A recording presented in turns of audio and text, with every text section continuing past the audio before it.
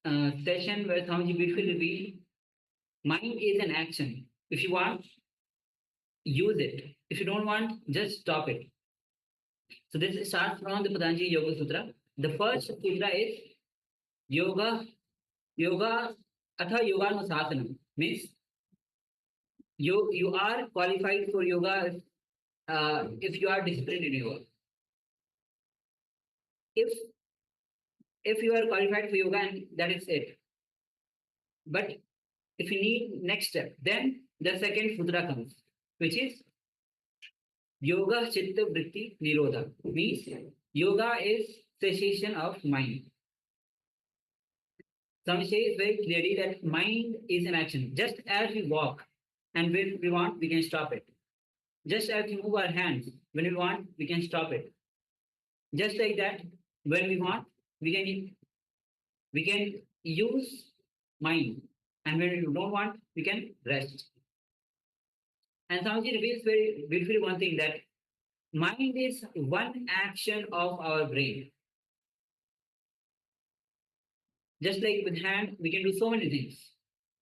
We can move our hand, we can eat with the hand. Just like that, mind is one action of our brain. We can use it whenever we want, that action, a part of the brain. So Swami said that when we can live without or independent of the mind, then we are living enlightenment. So as this mind is a part of our brain, is one action. If we can live without this mind, independent of this mind, we are living enlightenment. Now to get the second sutra, Yoga Chitta Vritti Nirodha, mind is an action. There some say there are three kinds of people. First 33%, the moment they hear this sutra or the click, they get an understanding, and that's it. They are established in yoga. Second 33%, they need little convincing. Powerful cognitions, meditation, kriyas, and next 33%, someone says, I don't know what to do. But Patanjali has solutions for all, even the last 33%. All right. So with this, we'll be entering into the internalization exercise on the mind is an action. Yes. So this internalization exercise on mind is an action. The first thing is understanding that your problems are neither permanent nor impermanent. So we need to understand this. We need to get to clear this in our mind, to have this powerful recognition. The first thing we need to understand: our problems are neither permanent nor impermanent. Our understanding about the problems are just not right. So did you imagine that the problem of which you were thinking in the morning, in the early morning, contemplating, will leave your inner space? So did you imagine that you would leave your inner space? Your idea about love, your idea about pain, your idea about attention, your idea about fear, about worry, about greed, all these ideas, all these are just floating around. They're just ideas, simply floating. They're not clearly rooted or hooked or grounded. They are just floating. So again, they're not as permanent as you think. They're not as impermanent as you think. But our understanding of our problems, of these problems, are just not real. Just not good enough.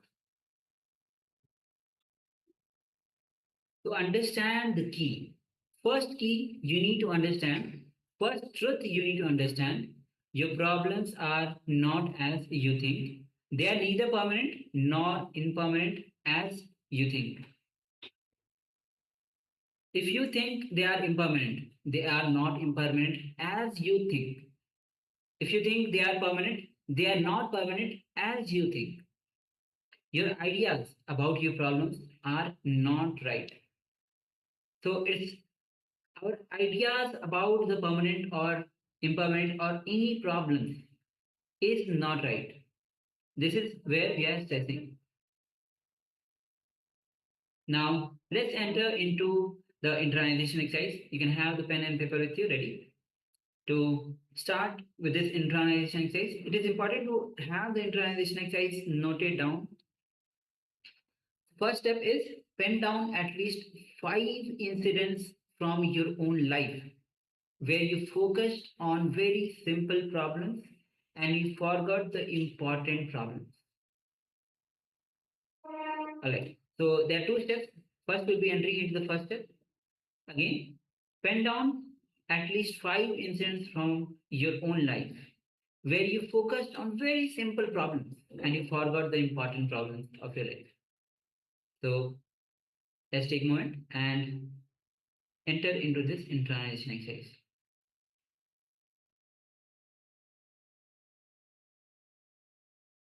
Let's enter into this step 1 of power manifestation.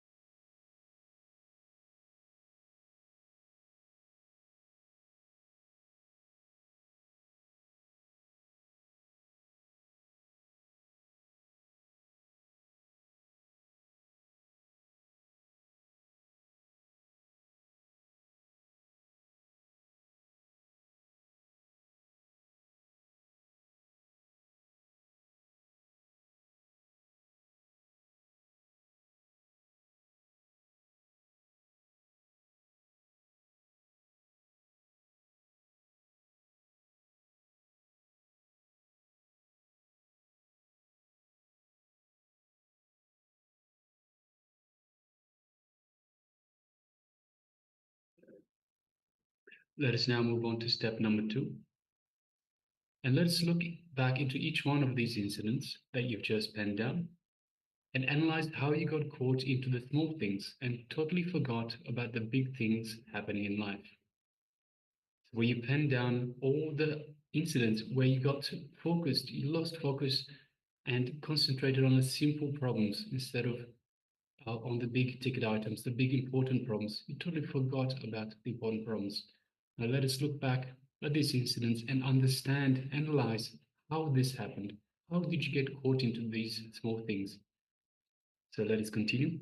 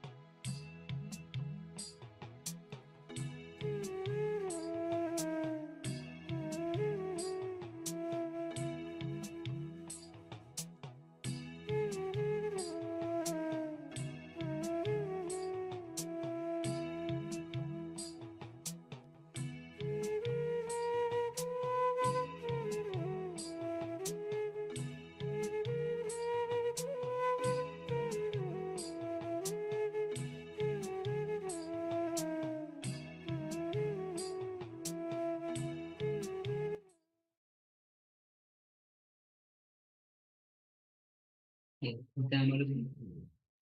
after this internalization exercise, where we have looked into each of your incidents and analyzed how you got up or got caught up in small things and totally forgot the big happenings in life. Now we'll be entering into the remote scanning, the power of remote scanning. So before we enter, let's enter into the SUPREME, which is the scriptural reference for manifesting the power of remote vision. And the SUPREME goes as, this is from Vigyan Bhairatantra, Sutra 92, Dharana 69. Vyomakam sam atmanam dhyaye digbhir anavratam nirashraya shaktihi sarupam drishyate tada. Translation of this verse goes as, concentrate and cognize with restful awareness on one's self in the form of a vast etheric space or sky, Vyomakaram, which is limitless in any direction whatsoever. Does the Chitta Shakti, the power of consciousness, freed from all support, reveals and manifests herself as the form of one's essential nature of the self. Yes. So, in this round, we'll be scanning, all of you will be scanning few items that we have in front of us.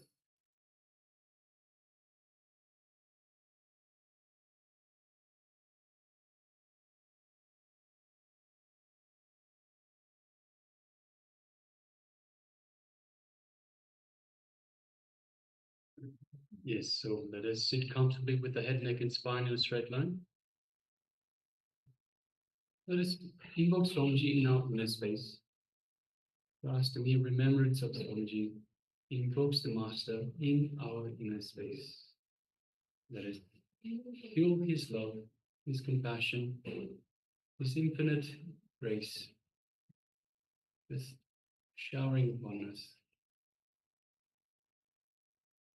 Let us feel his energy flowing throughout our entire body, reaching out to every corner of our bodies.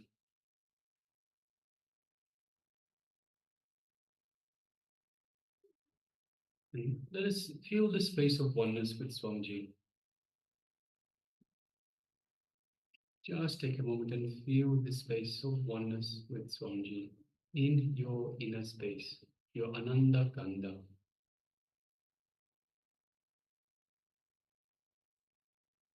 Just take a moment. Now let us move our gaze just gently to the third eye, just between the eyebrows. And through our third eye, let us look into Swamiji's third eye, creating a connection. Let us take a moment and feel this connection, feel the energy in our third eye.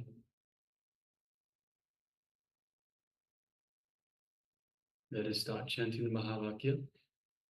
Om Nithyananda Paramashivoham. Om Nithyananda Paramashivoham. Om Nithyananda Paramashivoham. Let's continue chanting the Mahavakya.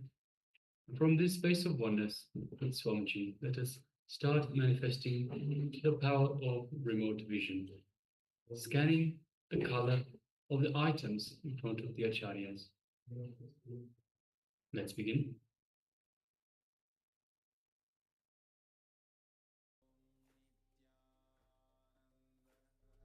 Paramashivoham. Om Nithyananda Paramashivoham. Om Nithyananda Paramashivoham. Om Nithyananda Paramashivoham.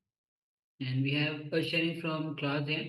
She says white, blue, gold, and black.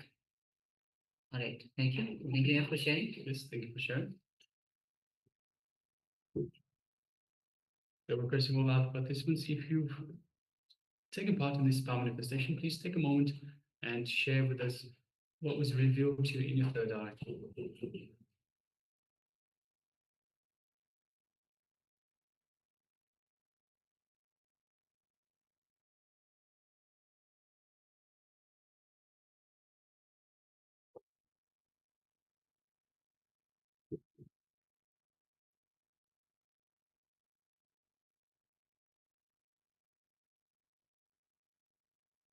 Yes, so requesting Ma Jnana Priyananda, Ma Maha Jnana Pradaka, Ma Jakshi Zhang, Ma Kelly Wang, and Ma Shu Waiting. If you took part in this power manifestation, just take a moment to share with us. And also requesting all participants that are following us on YouTube, you can let us know in the YouTube chat as well.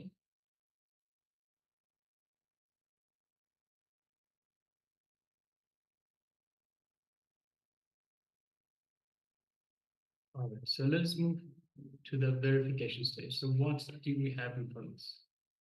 We have few items which we can display, which is one is the notebook that we have, and you can see there are colors white, black, red, and yes, even blue.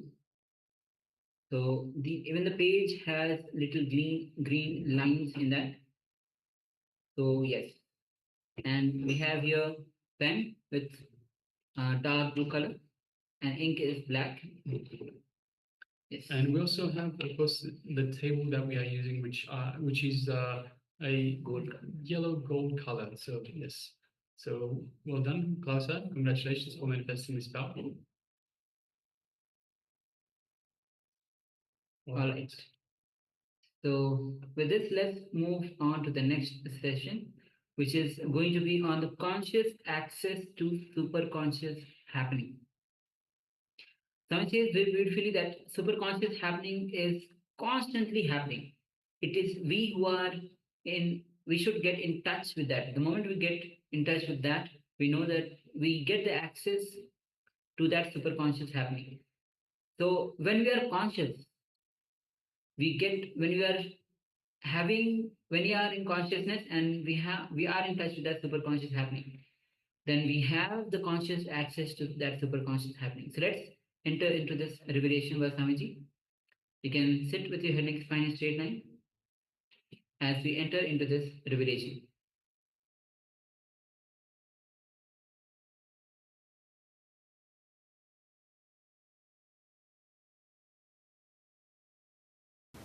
When you look through the window, you see the sky. You experience the sky. But sky itself can't be reduced to the size of window. Same way, when the thoughts disappear, you experience the ultimate truth. But the truth itself can't be reduced to one idea of not having thoughts. Please understand. When you don't have thoughts, you will experience truth. But the truth cannot be defined with this one quality of not having thoughts. Not having thoughts may be one of the qualities of truth, but that itself is not ultimate. Chitta vritti nirodha, not having thoughts, leads to the yoga. That itself is not yoga. I want you to understand. Sometimes not having thoughts, people understand, not having thoughts itself is a yoga. Then in the deep sleep you don't have a thoughts, but that is not yoga. In the deep sleep you don't have thoughts, but that is not yoga. Not having thoughts with awareness is yoga. Not having thoughts with awareness leads you to yoga. Yogaha chitta vritti nirodha.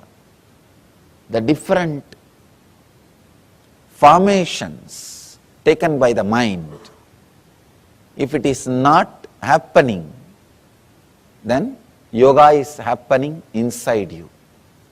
Yoga is happening inside you. Yogaha chitta vritti nirodhaha. The next sutra throws more light on this one truth. Let us enter into the next sutra. Tata drashtuhu swarupeva sthanam. This is another beautiful sutra.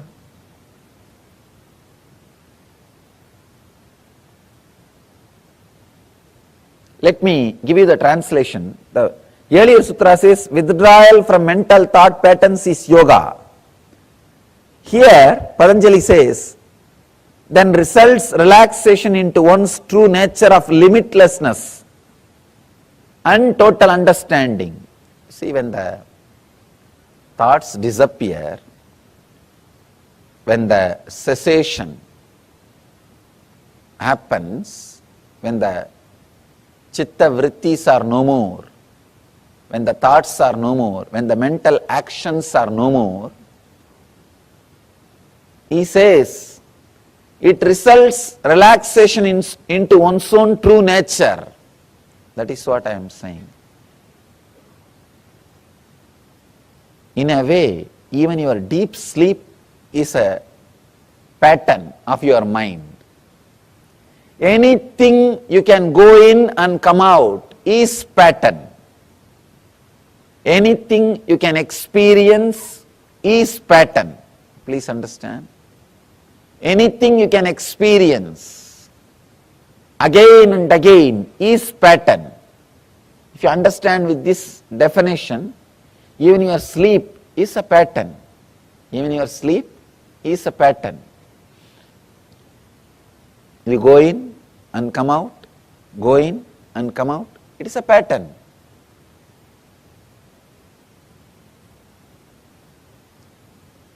When you really relax, Patanjali says here, then results relaxation into one's true nature. Swarupe vasthanam. You are established into your own true self. Please understand. These are some of the basic truths. Whatever you see and experience is because of your thought pattern. Whatever you see in the outer world,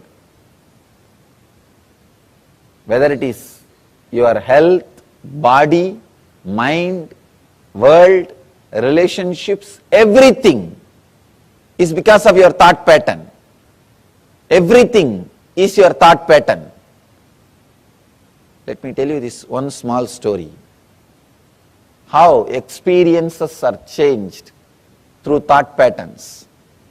One guy, old guy, went to a village, neighbor village, nearby village, for some purpose. When he came back, from the distance he saw his house is on fire.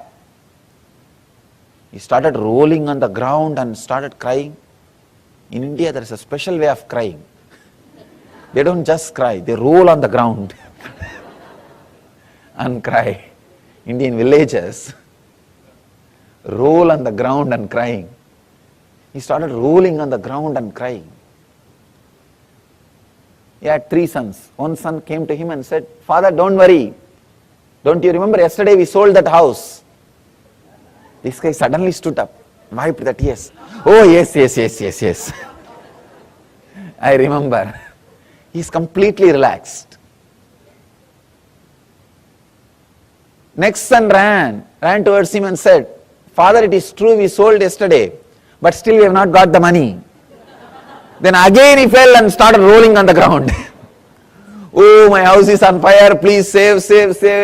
There is nobody to save, is there anybody to save?" He started calling all gods, all possible help.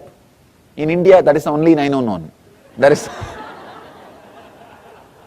is no other 911. He started calling and rolling. Nothing can be done. And after a few minutes, again the third son came I said, no, don't worry, father. Just today morning I took the money and deposited in the bank. The other brothers don't know. I took the money. It is not our house. Then immediately sat up again. He wiped the tears. Oh God, everything is okay. Everything is okay. See, the same situation, same person. One moment he is feeling the deep suffering, agony. The other moment he is completely relaxed, settled. Thought patterns. Thought patterns. That plays a major role. Actually, I can say that is the only thing in the life, nothing else. It's a thought patterns. There is another one beautiful story in Zen. It's a very deep, subtle truth which will really help you to understand the sutra in a deeper way. People ask me, Swamiji, do you mean to say we should not cry in the situations like this? If somebody's house is on fire, how to be there without crying? People say, I can't be that insensitive, especially when it comes to the death of near and dear one, or some losing the love of a near and dear one. That kind of situations, I can't be so insensitive. People ask me, then I can't be so insensitive. Can't I become enlightened? Understand, it's a very subtle truth you need to understand. One is accepting the situation. Another one is accepting the response happening inside your inner space. There is a beautiful story, Zen story. There was a great master. His disciple also is an enlightened master, Suzuki. When Suzuki's master passed away, the disciple, his name is Suzuki, he started crying, weeping, rolling on the ground. All the other disciples came and asked, Master, what is this? You are an enlightened being. How can you cry like this? How can you weep? Then Suzuki says, if an enlightened person should not cry, get lost. I am not interested in your enlightenment. I can't be so insensitive to this situation. I am crying because I'll miss his physical presence. He can never leave me, or I can never leave him, because he became me and I became him. That is different. But physically I'll miss him.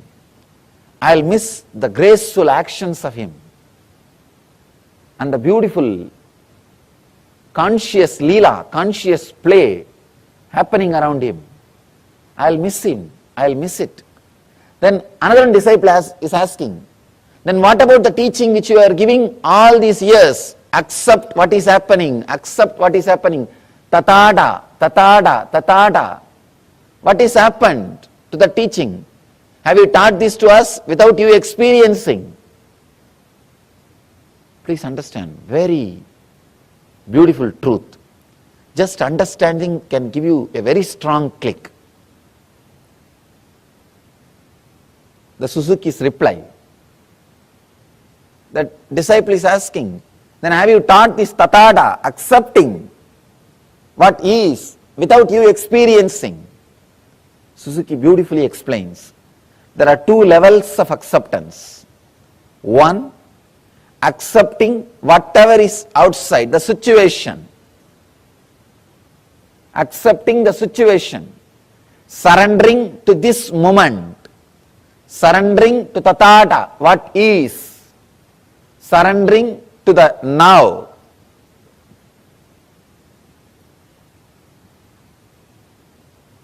When surrendering to the now happens, that does not mean you will be insensitive. You will be insensitive. When you surrender to this moment, for example, this moment that when the master is dead, he is no more in the body.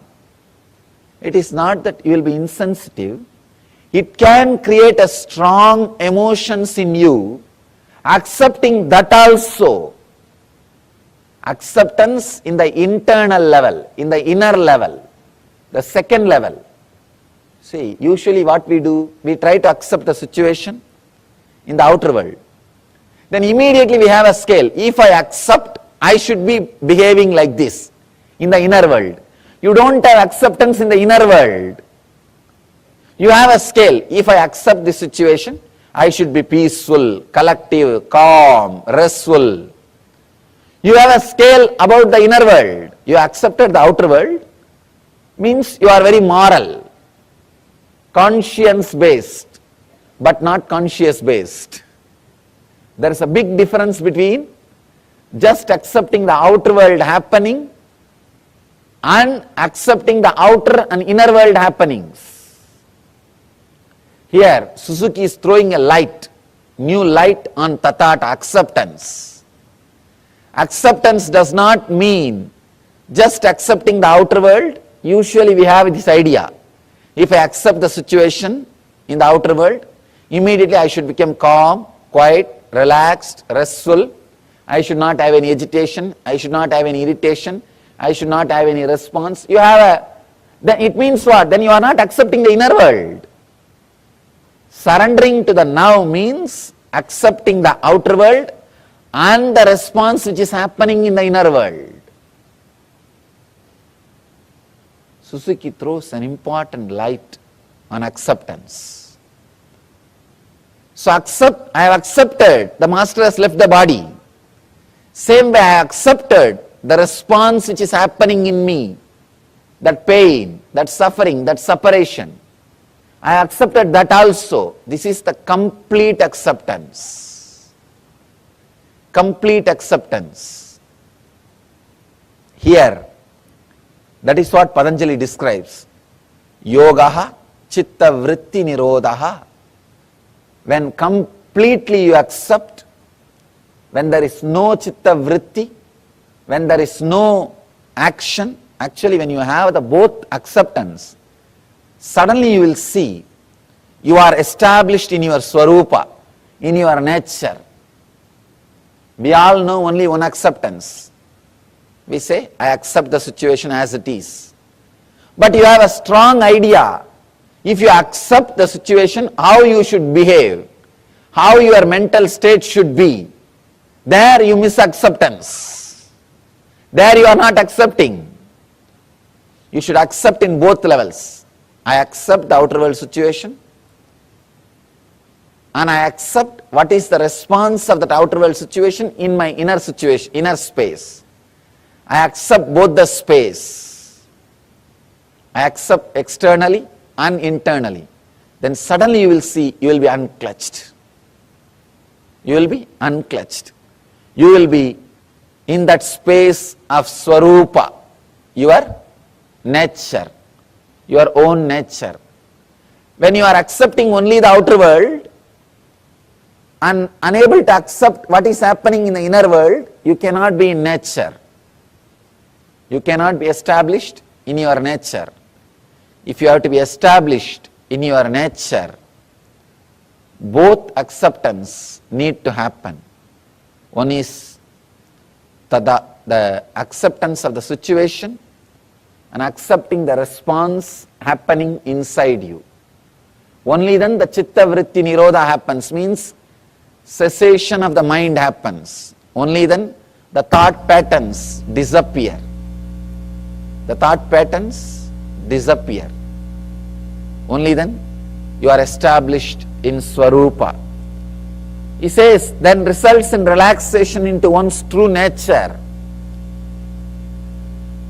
of limitlessness and total understanding. Both levels of acceptance. Just external acceptance is very easy because you have to accept. You have to accept. And external acceptance is taught as a moral value from the beginning to all of us. And moreover, external acceptance is from the beginning told to us, we try to imitate, we try to live that, we try to do that. But internal acceptance is not needed. Not only that, you can hide it. Externally, if you don't accept, everybody will know. But internally, if you don't accept, nobody will know. Just accepting externally and playing the game is a beautiful ego game. You can post to everybody, see how cool I am, how calm I am, how integrated I am. People start playing game even in all these levels. People start accepting things or trying to pose silence or peaceful, restful awareness just to pose others, just to tell others how cool they are, how calm they are, how restful they are. They try to play game even in this level. But when you accept internally also, suddenly the unclutching happens. So, it's a very beautiful sutra, amazing truth. I want all of you to contemplate, internalize the sutra, this one idea. I do not want to add more and more ideas. I want to do exactly the same work as Patanjali did. I do not want to comment on this work. I want to repeat it. I am not commenting, I am repeating. Because commenting may add more confusions. There are hundreds of commentaries. I can say thousands of commentaries. It may add more confusions. I don't want to comment. I want you to internalize, experience this one idea. This one idea, internalize continuously. Mind is an action. If I want, I can stop. If I am acting, I wanted it. Take the responsibility. If I am acting, I wanted it. Who can take the responsibility for your action? Only you. If you are walking, you want it. If you are talking, you want it. If you are minding, you want it. If you are thinking, you want it. So let the shift happen in your consciousness. If you are thinking, you want it. If you are talking, you want it. If you are sitting, you want it. So let you understand this one truth. Take the responsibility on your shoulder. If you are thinking, you want it. Only then you can stop when you want it. Patanjali is not putting responsibility on anybody else. In this whole 199 sutras, he speaks only in one sutra about God. That also is not describing the nature of God, where is he residing, how is he going, how is he sitting, how is he traveling. No. He says, Ishvara pranidhanani. Let us surrender everything unto the God. It is on spiritual quality. He is not even bothered about God, he is bothered about the surrendering, that quality. He is not talking anywhere else about anything. He says, you can use God as a tool to surrender, that's all. As a tool to surrender. As an object to surrender. That's all. He takes the complete responsibility. So, take the complete responsibility.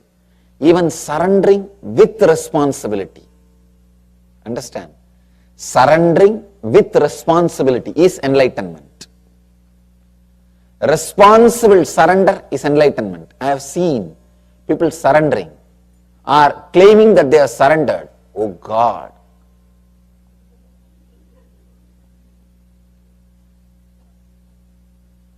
Even if you are caught by your enemies, you will not be tortured that much. by the pseudo-surrendering people. By this pseudo-surrendering people. They will claim that they are surrendered, and whatever right happens is their responsibility because of them. Whatever wrong happens, it is because of you. And they will not do anything more than saying word, I have surrendered, I have surrendered, I have surrendered. Many people come and tell me, Swamiji, what should I do further? I tell them, what do you mean? No, whatever you say, I will do. The moment I tell something, no, I have this difficulty, that problem, this problem. Then I tell them, then tell all your conditions first. Then I will tell you the solution. They say, no, whatever you do, I will do. Whatever you say, I will do. The moment I open my mouth, they will have 1001 condition, 1001 priorities, 1001 preferences, 1001 conditions. So, Patanjali says very beautifully, take the responsibility completely on your shoulder. A responsible person, even if he surrenders, it will be so graceful, so beautiful. Irresponsible person, even if he tries to stand on his own, it will be only cunning. It will never be complete. So first thing you need, first thing is being responsible. Being responsible. In the first sutra, Yogaha Chitta Vritti Nirodhaha, Patanjali teaches us the basic truth, be responsible. The moment you are responsible, the moment you feel you are responsible for your thinking, you know very clearly you can stop. You can stop. Only when you don't want to take the responsibility, you are going on postponing, putting things on others, blaming others, then you continue to think. If you blame, you are walking because of somebody, you will continue to walk till you die. If you are blaming, you are talking because somebody is forcing, you will continue to talk till the death.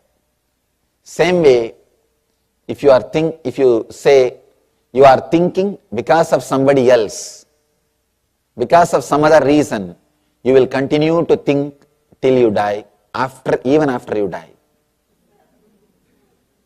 So take the responsibility on you. Understand, the truth is you are responsible. Truth is you are responsible. So let you understand you are responsible. Then suddenly you will realize you can stop. You can stop. The essence of this whole sutra, Yogaha Chitta Vritti Nirodhaha, is take the responsibility of your subtle action, which I call mind. When you take the responsibility, you know how to stop thinking, how to stop all kinds of expression. You see, mind is not only thinking, there are so many other patterns. Regulation, channeling, mastery, integration, coordination, stilling, quieting, setting aside of the modification, gross and subtle thought patterns, all these things put together. All these things put together is what Patanjali calls Chitta Vritti Nirodhaha, means cessation of mind. Able to play with it, able to do what you want, like a circus, a gymnasium, able to do whatever you want with your mind, or completely rest without it. It's what he calls Yogaha. Nirodha not only means controlling or dropping, it means regulation, channeling, mastery, integration, coordination, stilling, quieting, setting aside of all the modifications of the mind.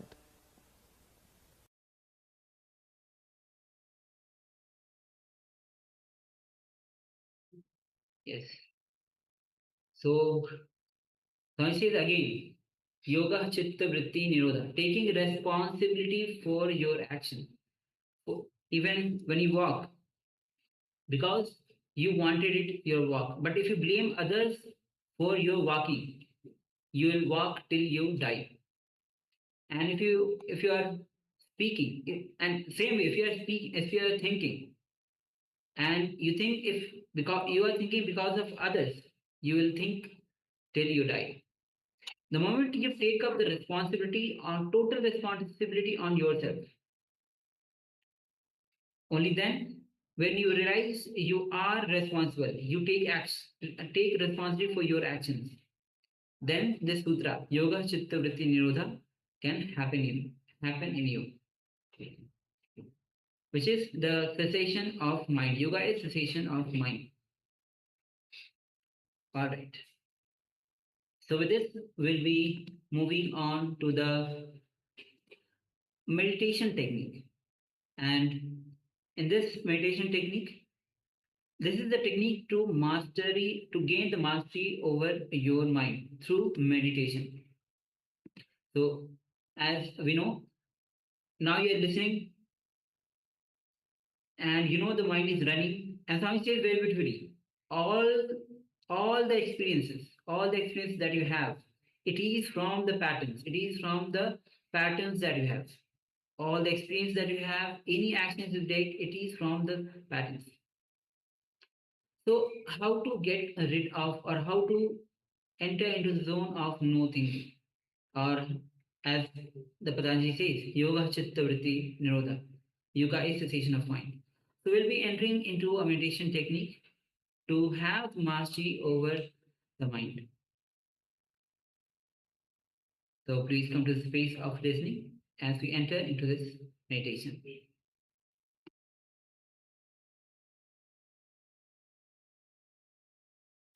Let's enter into the first meditation of Yoga Sutra.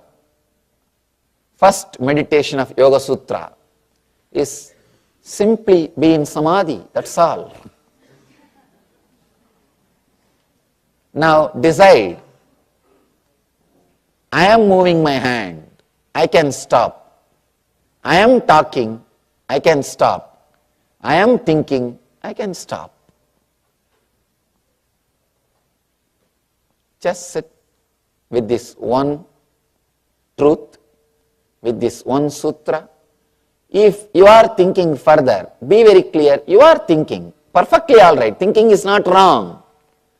I am not saying thinking is wrong. I am saying thinking that you want to stop but you are thinking is wrong. Thinking is not wrong. Thinking you want to stop but you are unable to stop is wrong. So, close your eyes.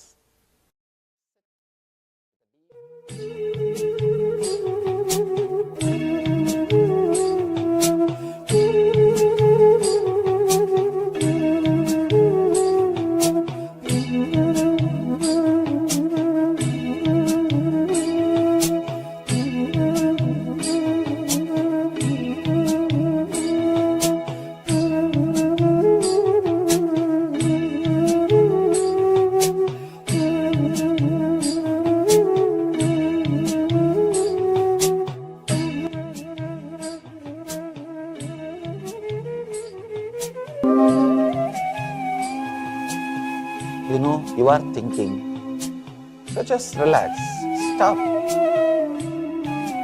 Or if you want to continue with your clear will. If you are thinking, at least be very clear, you are thinking. Close your eyes.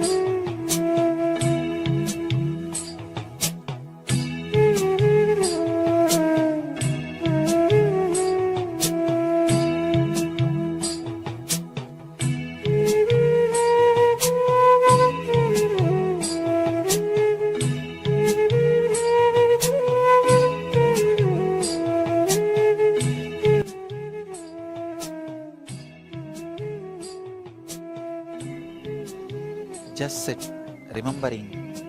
You can stop thinking if you want to. If you are thinking, at least remember you are thinking. Just sit with this simple truth. You neither need to stop nor need to think. If you want to, if you want to think, think. If you want to stop, stop. It's up to you. But be responsible for what you are doing. Remember, you are doing it. Just with this one truth, sit. Sit with closed eyes. With this one truth, let it be internalized.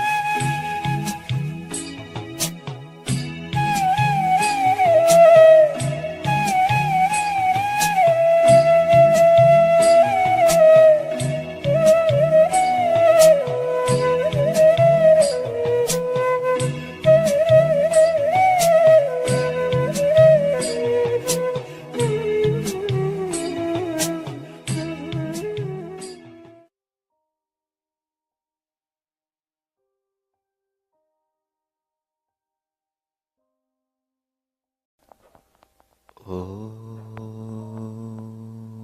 Shanti Shanti Shanti. Internalize this one truth. Internalize this one truth very strongly, continuously. Internally is one truth. You will start living enlightenment. Let you all achieve and radiate the eternal bliss. Nithyananda.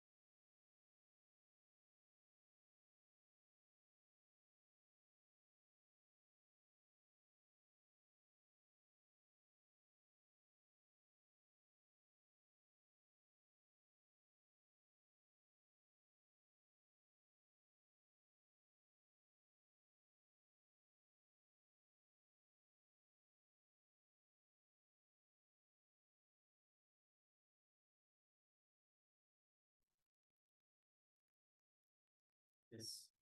Let's now start our manifestation, visualizing the image that the acharyas have in front of them. Let us now begin.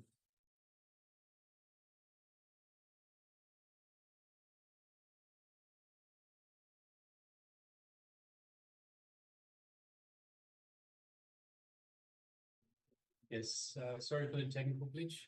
Just found out there was no sound, so we had to let us start again with the power manifestation. So today's power manifestation is the power of remote vision.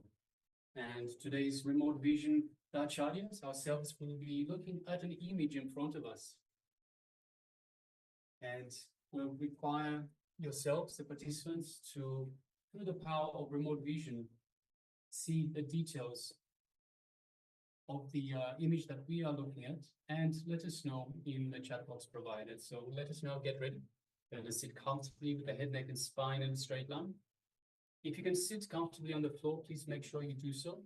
If you are uncomfortable on the floor, then please make sure you sit on a chair. The important bit is to be comfortable. Be comfortable, otherwise your mind will start playing tricks. So let us be comfortable. If you are comfortable on the floor, please sit cross-legged on the floor. If you're more comfortable on a chair, please sit on the chair, but make sure the head, neck, and spine is in a straight line to allow for the free movement of the Kundalini energy. Now let us close our eyes. And for a moment, let us just take 3 long, deep breaths. Long, deep breath in. Long, deep breath out. Long, deep breath in. Long, deep breath out. Long, deep breath in. Long, deep breath out. Feeling more and more restful. Coming to a space of restful awareness. Let us now bring our awareness to our inner space, our Ananda Gandha, just below the heart center. And let us visualize Swamiji in our Ananda Gandha, our inner space. Just a mere remembrance of the Master invokes Swamiji in our inner space. So let us connect to Swamiji. And through this feeling connection that we have to Swamiji, let us feel the love, the compassion, and the infinite grace that is radiating from Swamiji, from our inner space. Just feel all of that in your inner space.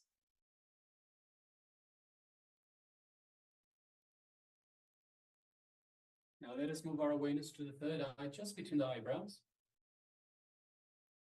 The Anya chakra. And gently let us visualize Swamiji in our third eye.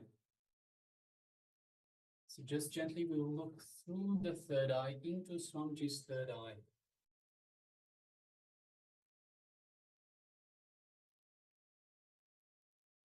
As we do so, we feel an energetic connection from Swamiji's third eye, from him, Swamiji's Anya chakra to our third eye, our Anya chakra. So just take a moment and feel that energy building up in your third eye. As Swamiji is awakening and energizing, activating your third eye.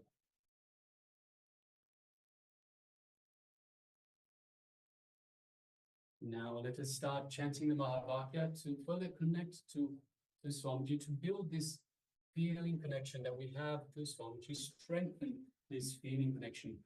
So let us start chanting the Mahavakya. Om Nithyananda Paramashivoham.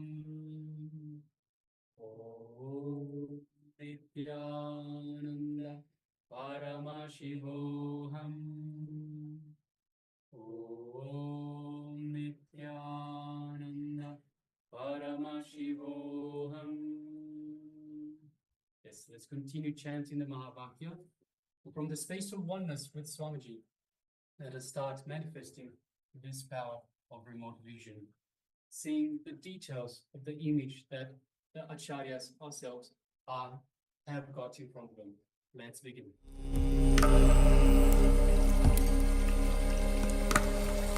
Om Nithyananda Paramashivoham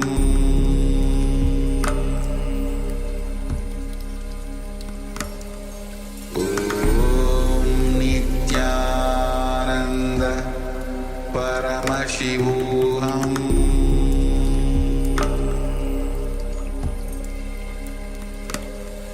Om Nithyananda Paramashivoham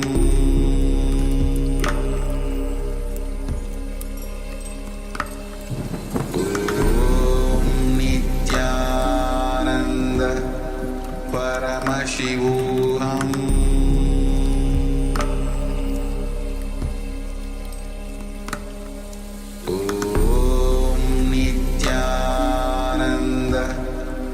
Paramashivoham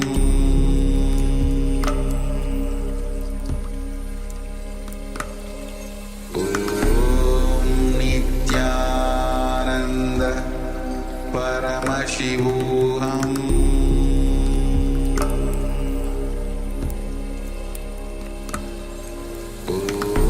Om Nithyananda Paramashivoham Paramashivoham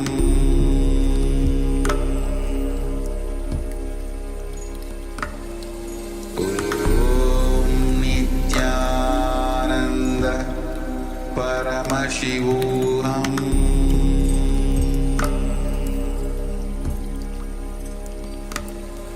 Om Nithyananda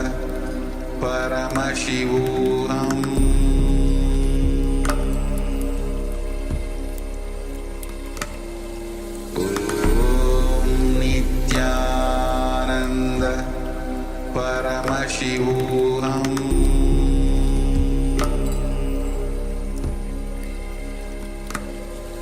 Om Nithyananda Paramashivoham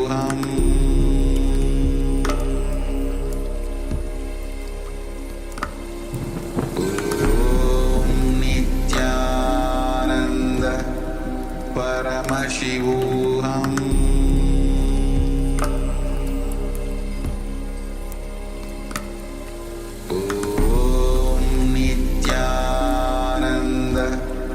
Paramashivoham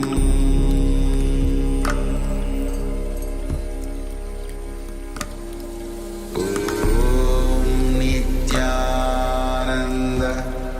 Paramashivoham Om Nithyananda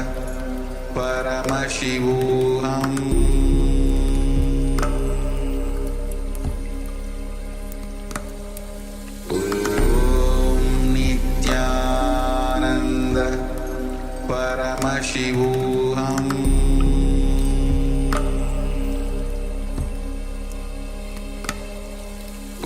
Om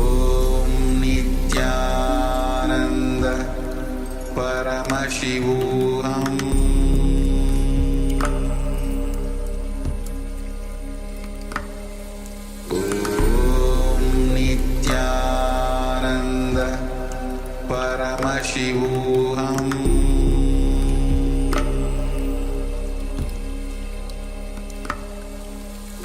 Om Nithyananda Paramashivoham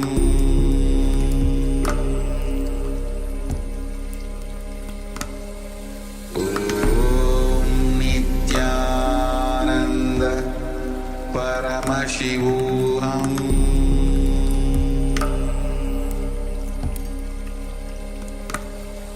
Om Nithyananda Paramashivoham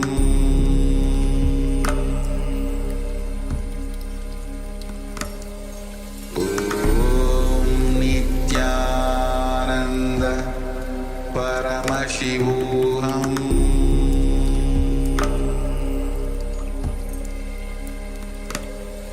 Om Nithyananda Paramashivoham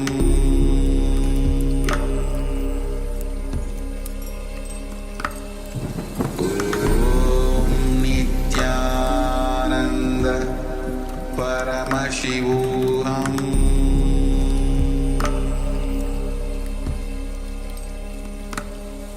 Om Nithyananda Paramashivoham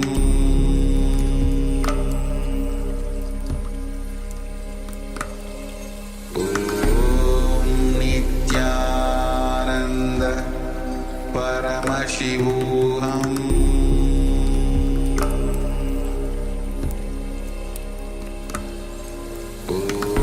Om Nithyananda Paramashivoham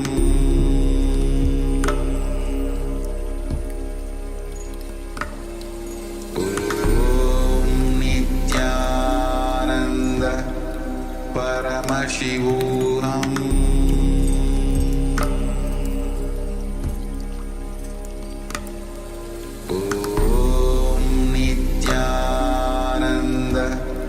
Paramashivoham Paramashivoham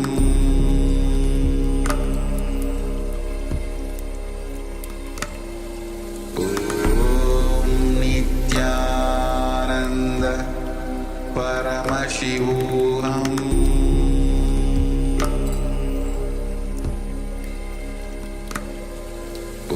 Om Nithyananda Paramashivoham Paramashivoham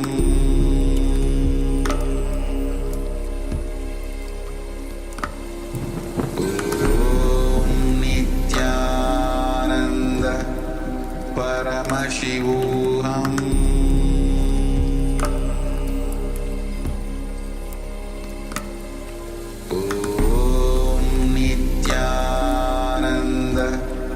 Paramashivoham Om Nithyananda Paramashivoham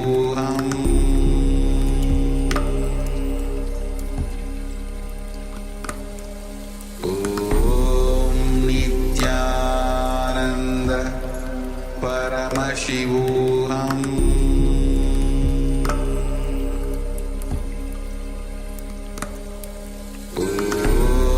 Nithyananda Paramashivoham Om Nithyananda Paramashivoham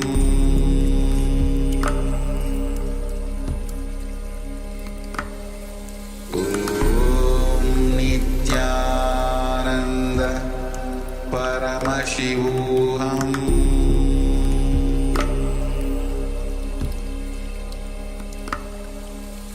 Om Nithyananda Paramashivoham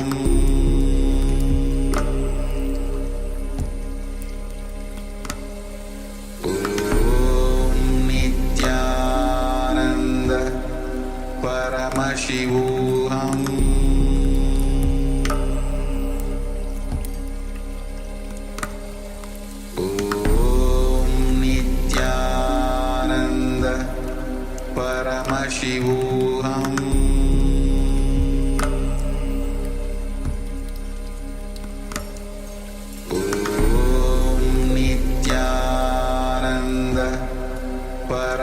Paramashivoham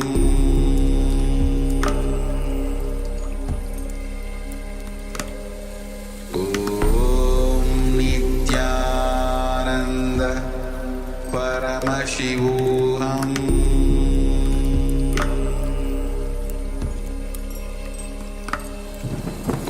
Om Nithyananda Paramashivoham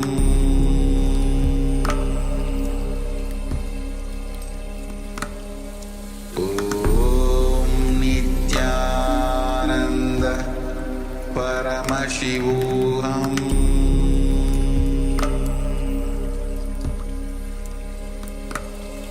Om Nithyananda Paramashivoham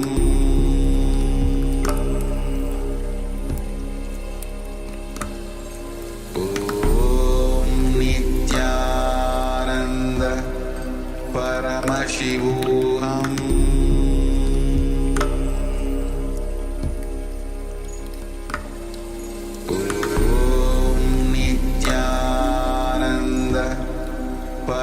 Paramashivoham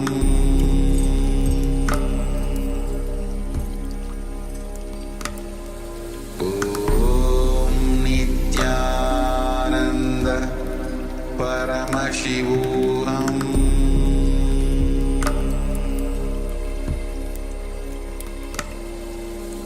Om Nithyananda Paramashivoham Paramashivoham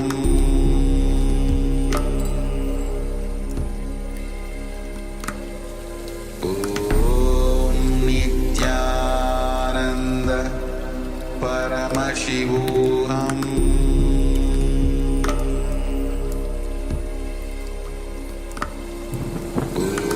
Om Nithyananda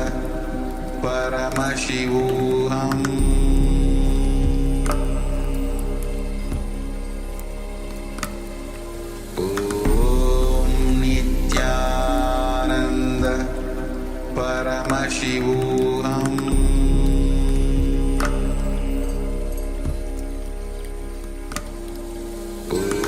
Om Nithyananda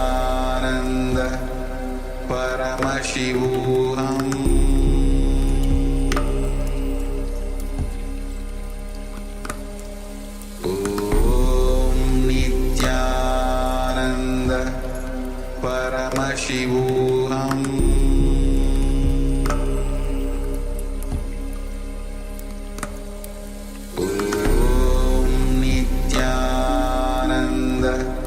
Paramashivoham Paramashivoham Om Nithyananda Paramashivoham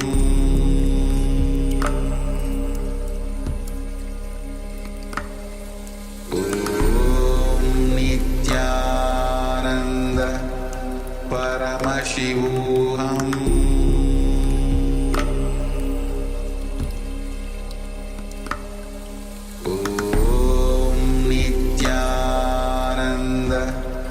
Paramashivoham Om Nithyananda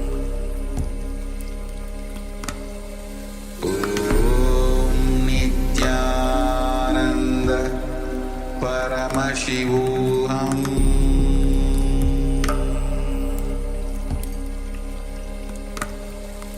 Om Nithyananda Paramashivoham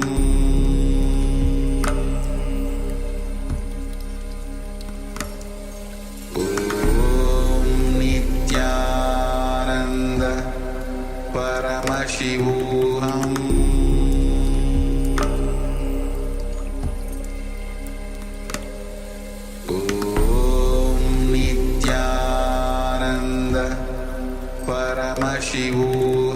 Om Nithyananda Paramashivoham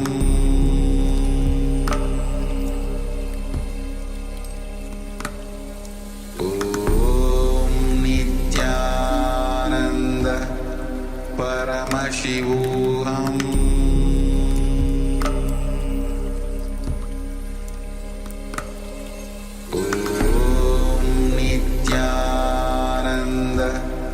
Paramashivoham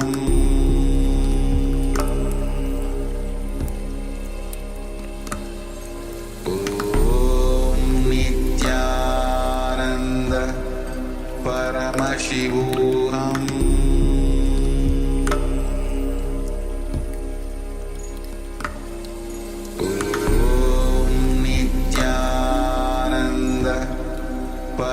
Om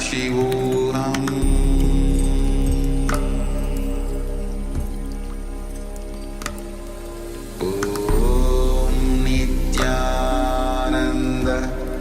Paramashivoham. Yes, you can now relax. And take a moment now and relate to us what was revealed to you in your third eye. So what was the image that ourselves, the acharyas, had in front of us? So take a moment. So whether you're following us on YouTube or in the Zoom room on two-way, you can let us know in the chat box provided. Let us know what was the details of the image that was in front of ourselves, the acharyas. Go ahead and share. Yes, please go ahead and share. Then we'll be actually projecting you the image that where the acharyas were looking at. So take a moment and share even all the participants on the YouTube. Please go ahead.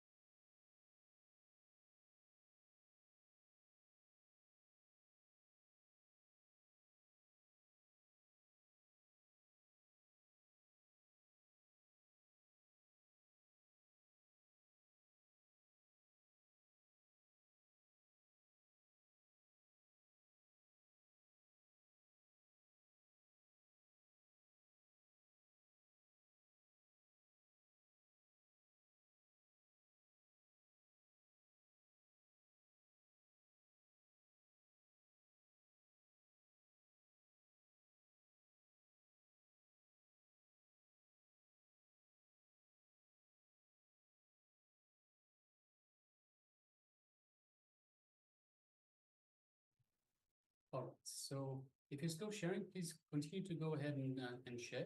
Meanwhile, let us review the image that we had in front of us for this power manifestation segment. Yes, as you can see. Yes, as you can see, it's a beautiful temple, especially it's like the evening where all the lights are actually lit.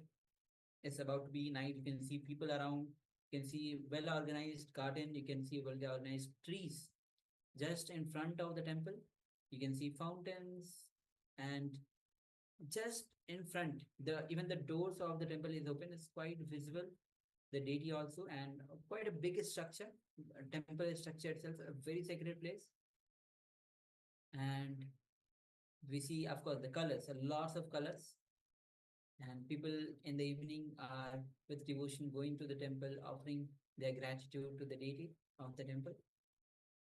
Yes, so this is the picture that we are looking at. Anything that was revealed to you related to this, you can congratulate yourself for manifesting this power, the power of a remote vision. Yes. Beautiful, beautiful temple there. So understand that every time you manifest the power, understand the power manifestation is a cognitive shift. And whenever you manifest the power, when you are excited, when the manifestation, each of your manifestation aligns you with the state, space, powers, and being of Paramashiva. The more you manifest the power, the more you have increased integrity within you. The more joy comes in you, the more restful awareness comes to you, and more bliss and awareness. So, and most importantly, it transcends your ego and it connects you to the essence of divine which is within you. And understand, moment you live with the ego, is so much of friction will be there in you. Anything that you do, ego, wherever there is ego, you'll have so much friction, you'll not be at your peak performance in any of the work. So during the power manifestation, when you align yourself to integrity, you manifest joy, bliss, and ultimately you go transcend your ego and you connect with the divine essence. So now let's get ready to enter into the revelation, next revelation by Swamiji on being established in one's own nature. So please come to the space of listening as we enter into this revelation by Swamiji. Please understand, we need to understand the word nature.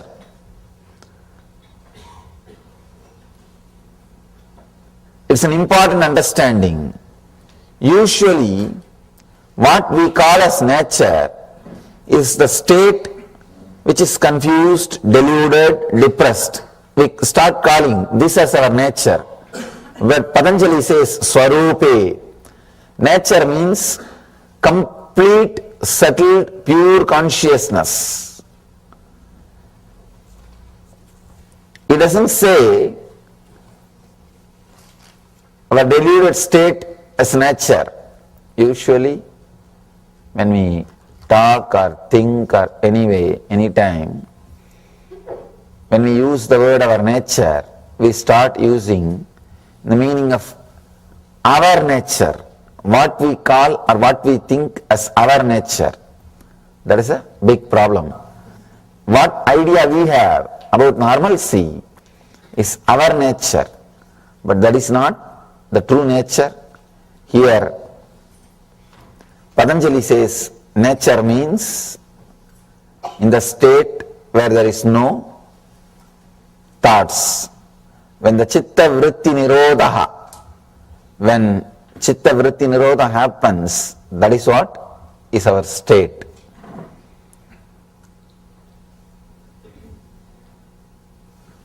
Superficially, when you look at the sutras, Patanjali looks like a scientist, straight. He is not lost in poetry. You can see there is no poetical words here. There is no poetry. Being an enlightened master, talking in a simple, straight prose is very difficult. Because in enlightenment, you are lost in ecstasy. You are lost in ecstasy. And talking in a simple prose words seems to be abnormal, seems to be too rude, too violent. But here, if you look a little deep, you will understand the tremendous compassion of Patanjali. The Patanjali's compassion, the very stand he takes. He is not interested in agreeing with what you call as nature, with what you call as standard. From the very step, he is very clear about what is our nature. One more beautiful thing. First, he gives the truth. As I was telling yesterday, that 33%, the first 33%, waiting for the click, just express the truth, they will have the connection. The second 33% needs little conviction, little convincing, little one or two techniques. The third 33, very difficult to handle. He is slowly touching one by one through these first three sutras. He is trying to give the click, straight click to the first 33% who are waiting for the truth, who are just waiting for the click to happen. He is giving them chance. So in these three sutras, the whole thing he completes. Whatever he is going to tell, the essence of everything he completes in these three sutras. All you need to understand is understanding this one thing. Mind is not a thing, it is your action. Just like you can stop walking, standing, sitting, you can stop the mind because it is an action. This one understanding is enough. Nothing else is needed. You are a yogi now. You are a yogi. When you don't understand, when you think, no, it is not that easy, I think the Swami doesn't know much.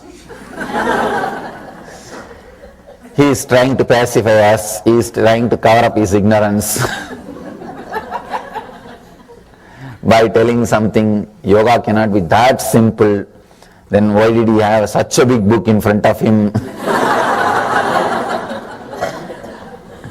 And why people study so many years, so many hours, they bend this way, that way, stand upside head, topsy-turvy, and all kinds of things people do. But he is straight away telling in one word, mind is not a thing, it is a action, just stop, you are a yogi. So when you have all these questions, any one of these questions, now you are second 33%. You are second 33%. Now Patanjali is talking to you. The next step he is taking. He started using the words of a teacher, a lecturer. First 3 sutras is like a master, straight, Zen master. Now he is going to the second tone. He starts explaining one by one. This is what, this is what, this is what. He is using more word. I can say he is little compassionate. He is not ready to leave us. After some time, after this chapter, he is handling the third category. You should see the tremendous passions. Tremendous passions. Amazing passions, explaining every inch. Actually, first when I read the Yoga Sutras, I thought, how can an enlightened master be so dry? Because he is not making any jokes, stories or poetry, nothing. Straight away he is talking like an angry husband. And not a single extra word, nothing, straight, he's saying tuck, tuck, tuck, tuck, tuck. Now I understand, first he's trying to deal with the people who are waiting for the click, who experience that now, ata yoganusasanam, who are ready, who are in this moment to receive yoga, who are ready for yoga, who are ready to explode. So he's trying to handle them, they are waiting. He can't delay the process. He can't make them wait more and more. So he's straight away delivering for them. Once he is finished with them, then he goes to second 33%. There he is little more relaxed. He is using extra words. He is not poetic, but at least using extra words to convince. In the third, when he is touching the third 33%, there he is very poetic. He is very poetic, very tempting, using all the words, methods, techniques to give extraordinary powers, to give all possible bonuses. He has big sailboats. Sail, save 60%. He has all kinds of boats. When he works with the third 33%. Let's enter into the next level sutras. He says, when the chitta vritti nirodha, when cessation of mind happens, it results in relaxation into one's own true nature of limitlessness and total understanding.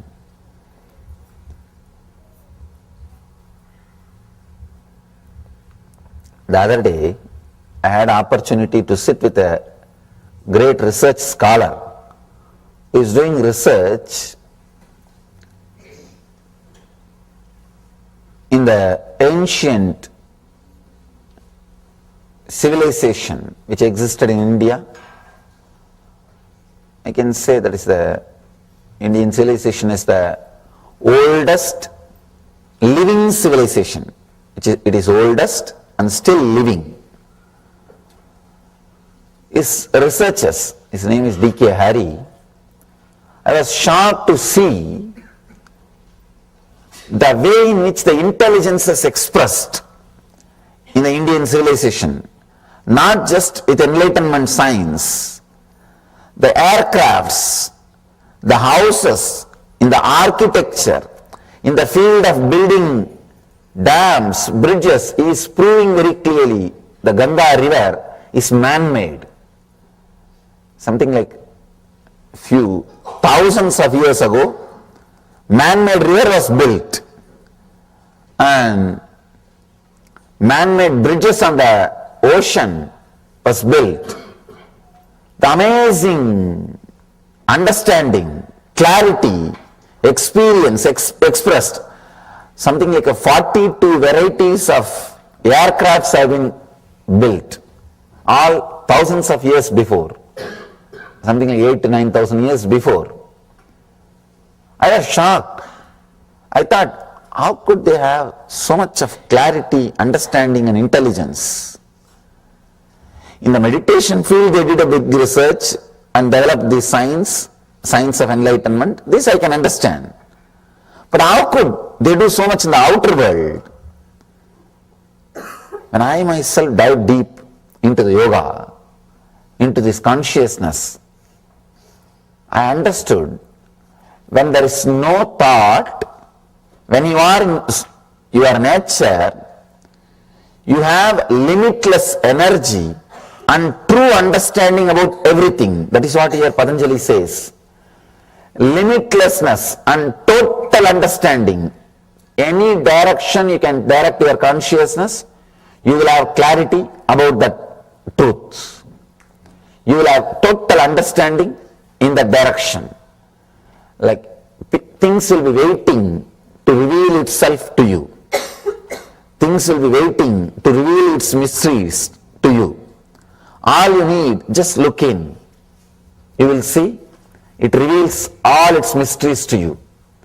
You are able to connect with it and receive all the informations, secrets, mysteries. It is just like downloading. It's just like downloading.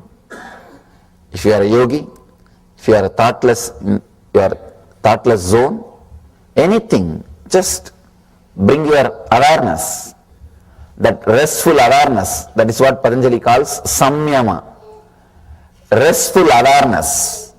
If you direct your restful awareness towards the direction, you know it.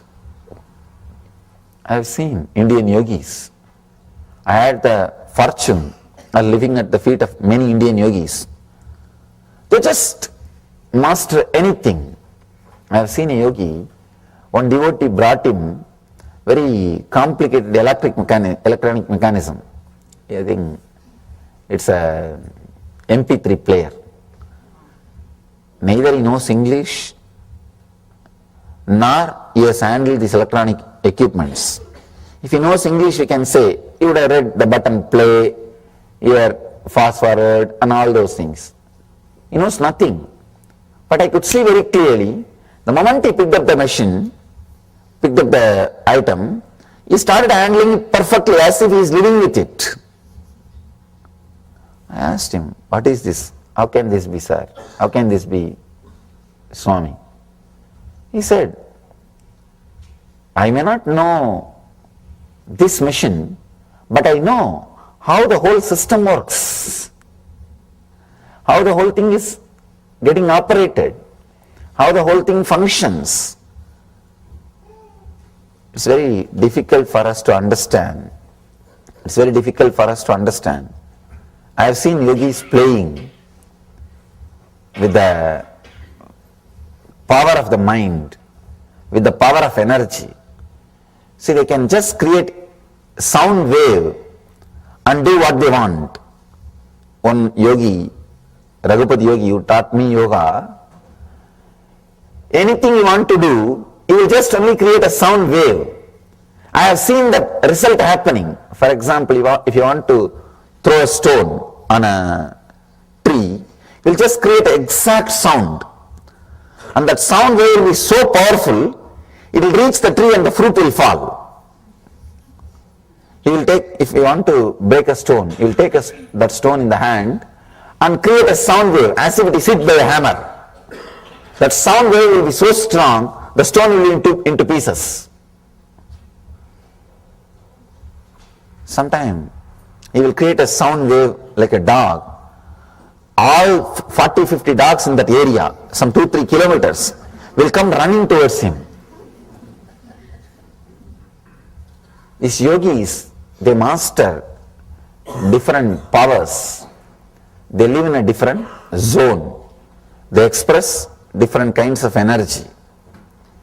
So here, when you are in that restful awareness, then happens total understanding and limitlessness. Swarupe Vastanam. Let's enter into today's sutra. Vriddhi sarubhyam itaratraha. Let me give you the translation. Till that state is reached, there is clutching and identification with thought patterns. Till you reach that state of yoga. See, now he is talking to the second 33% who say, no, yoga is not that easy. You will talk all these things and go away after 2 days. We know how difficult it is. I am practicing 20 years, I am practicing 10 years, I am practicing 35 years. Understand, if your practice is an income source for your teacher, how do you expect you to grow further? If your body is an income source for a doctor, how do you think you can get healed? Same way, you need to understand. You need to understand the deeper truths. Till that state is reached, when you say, no, it is not that easy, then Patanjali also says, all right, it is not that easy. When Patanjali says, it is easy, if you stand up, yes, it is, then you are done. The click has happened, you don't need anything further. Leave the truth. That's all. If you add that click, now all these things are just entertainment. Oh, this one is there, after all let me know about this, nothing wrong. If you are reading this further as an entertainment, it's perfectly all right. But if you are reading this further with bondage, unable to connect, unable to have that first click, all right, at least join the second group. At least join the second group. He says, till that state is reached, there is clutching and identification with thought patterns. I can see a big sigh in Patanjali's face. I can see very clearly what he would have felt when he uttered this fourth sutra, when he is entering into the fourth sutra. All right, these guys are not understanding, let me talk to them in their language. That is what he means when he says, till that state is reached. Actually, there is no such thing as state and all. It is simple, straight clarity. When you are not interested in coming with the master, when he is holding your hand and taking you, if you are not interested, no, that and all is not for me, it is for you. When you create all kinds of reasons and when you throw tantrum, then Patanjali says, all right, I'll wait for you. He says, all right, I'll wait for you. That is what he means when he uses the word, till that state is reached, there is clutching and identification with thought patterns. You again and again come back to your old thought patterns. Sometimes when I see people are clutched to thought patterns, I feel so bad. Unnecessary suffering for no reason. See, all the ideas you carry from the young age, if you have suppressed something, you have to release. If you are abused, you have to heal that wound. All these things are nonsensical ideas, please understand. There is nothing like suffering. There is nothing like healing. There is no such thing as wounds. When I say this, people say, no. Then I tell, all right, it is there. What to do? Somewhere either you have to come to my level or I have to come to your level. Please understand, there is no such thing as abusive childhood. Everybody bothers about that. No, I have such a difficult mind because I had an abusive childhood. I had a very bad teenage. I had a single parent. I had this, I had that. If you had no problem, you try to build. Even if you did not have any problem, you say, I did not have any problem. How can this be? So create some problem. Creating problem out of idea that I did not have any problem. I have seen, any mental disorder, psychiatric disease, just create symptom and advertise, you will find patients.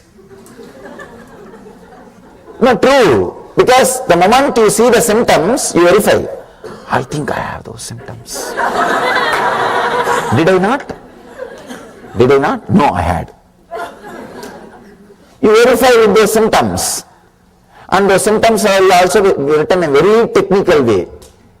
You might have had irritation at least 3 times a week for last 6 months. Who is sitting and noting a diary?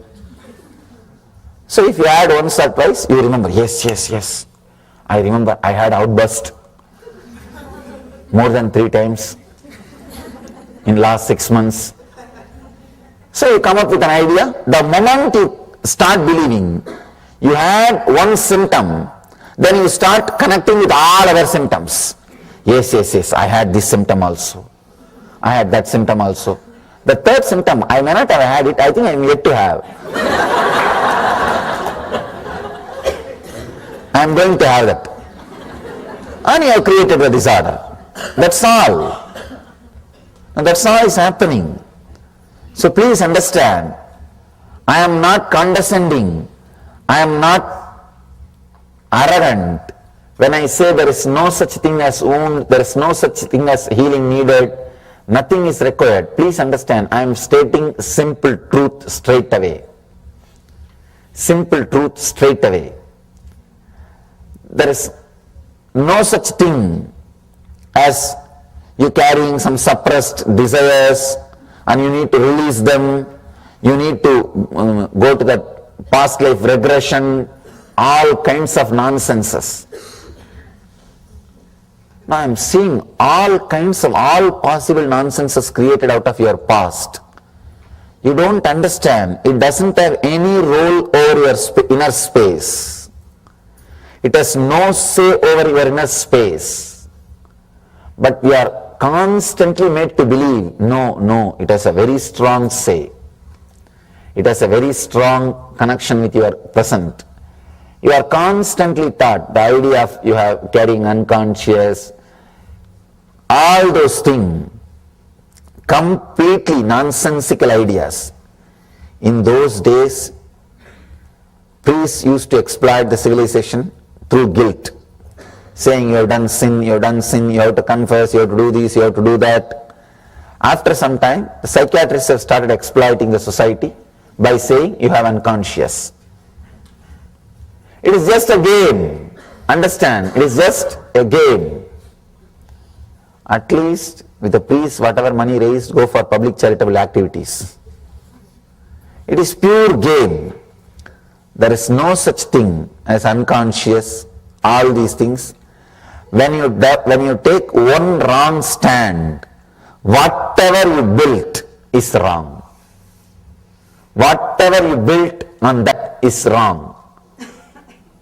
But we are very strongly made to believe the society, the politics, the education, the universities, everything is believing you have unconscious, you have subconscious, you have dash conscious.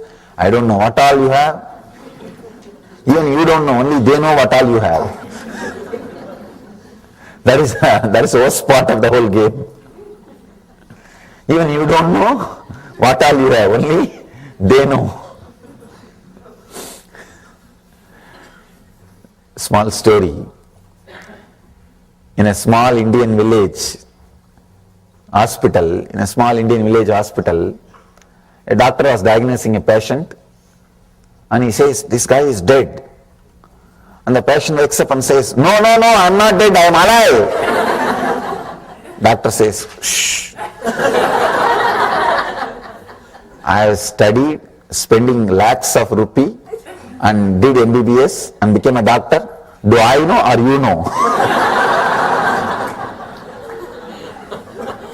Same way,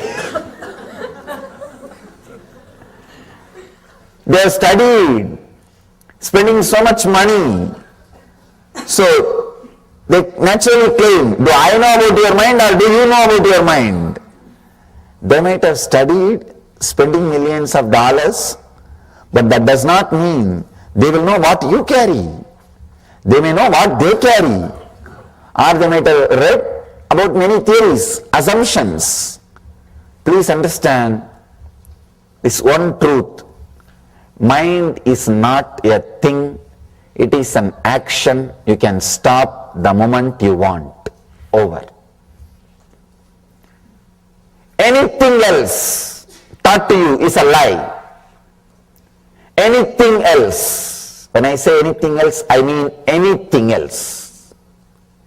Any idea taught to you, no, you carry this much of engraved memories, that much of engraved memories, this karma, this sin, this past wound, that past wound. People ask me, Swamiji, how can I heal my past life wounds? I tell them, oh God, now I don't know how to help these people. If you talk at least this life wounds, I can somehow manage and tell you, no, it got healed, I have already healed you, and I can tell all these things. And these guys are now started talking about past life wounds. I have to go into past life regression, 10, 12 lives, and release those karmas, release those wounds. Oh God. Now the madness has gone to the extreme. Nothing can be done. Now what to do? If I talk in my own language, then the disconnection happens. I can't help them. Then I have to come down. That's what Patanjali is doing. First he says, your mind is an action, subtle action which you are doing. If you want, you can stop, just relax. Actually he wants to complete with this and get up and go. He says, Yoga Sutras are over, let's go. You also enjoy, let me also have vacation. But these guys are not able to relate. The second 33 is sitting, looking like this. The third 33 is making fun. See, I told you guys, don't go there. He doesn't know anything. The moment I saw his photograph looking so young, I know he doesn't know much. And you are going there and sitting in front of him, wasting your time. The third 33 is making fun. Second 33 is not making fun, but unable to connect. Sitting. Now Patanjali comes down and says, all right. Anyhow, at least let the connection not be disconnected. Let the connection not be disturbed. See, that is the ultimate thing a man can have. Feeling connected to a living master. Anything can be sacrificed for that. But for no reason that should be sacrificed. Anything can be sacrificed to have that feeling connection with the master. But for no reason that feeling connection should be sacrificed. I've seen, I always tell people, actually, I'm an uncompromising master. I don't compromise. Any decision I take or any stand I take, I don't compromise. There is only one spot where you can bend me. That is, when you send me a feel that if I stand on my own stand, the feeling connection may last. Then I slowly bend. All right, it's okay. I bend. Otherwise, nothing else can bend me. Nothing, people who live around me, they know. Nothing can bend me. For nothing I bend or compromise or alter my decision. Only when I see that poor guy may lose the feeling connection, then I bend. If you want to bend the masters, this is the only thing you can bend. You can't use anything else. This is the only point where you can blackmail them. If you send a feel, if you are standing like that, I think I am going to lose the connection with you. I am not going to feel connected anymore. Then they come down. All right, what to do? So Patanjali is here bending. All right, what to do?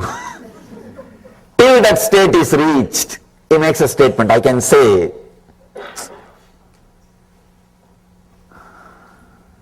he is compromised. He is compromised. Because there is no such thing as till that state is reached.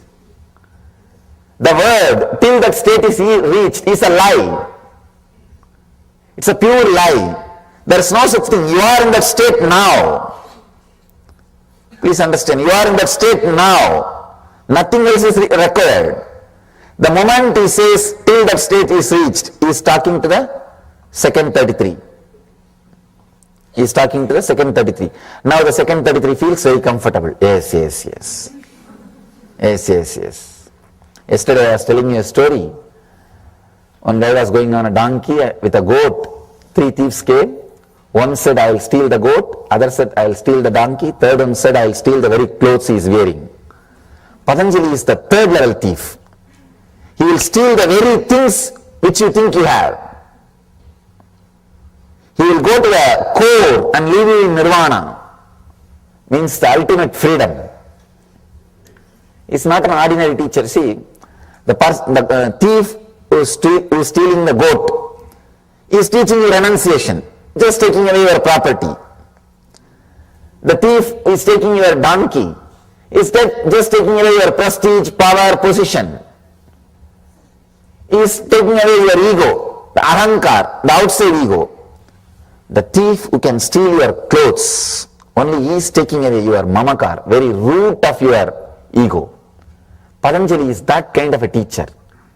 He is the third kind of thief who can take away your very clothes, who can take away anything, any ignorance you have. But now he is slowly compromising. He says, all right, when you are not ready to come to that level, let me talk to you from your level. He says, till that state is reached, I can say,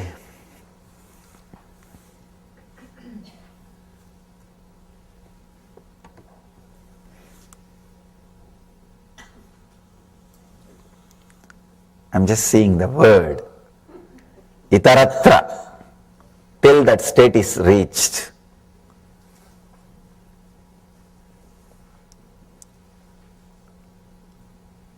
If he has not uttered this word, till that state is reached, he would have been a pure master, but would have never known to the world.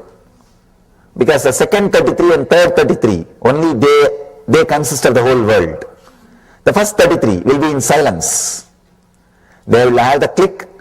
For them to have a click, even the first statement is not required. They are waiting. Just seeing the master is enough. Something will happen inside them. They know they are in yoga. They know the yoga has happened. But he has to talk to people. So he is talking to the second 33 and third 33%. Till that state is reached, there is clutching and identification with thought patterns. He is agreeing to you. In the first 3 statements, he is straight away telling the truth. In the 4th sutra, he says, all right, as you say, till that state is reached, there is clutching to the thoughts, identifications and thought patterns.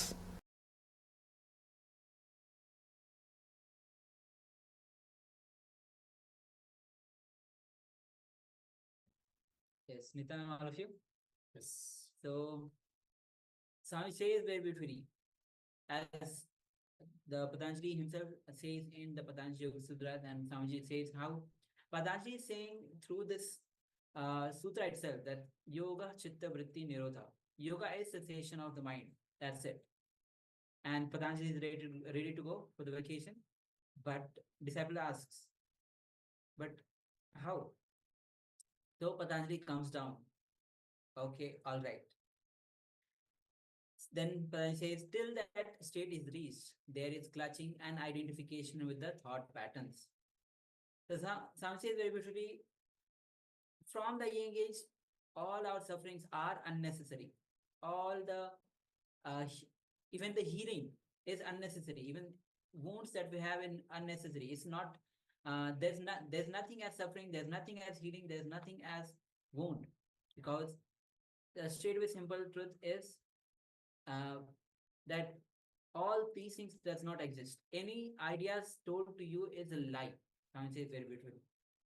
You are in that state already now.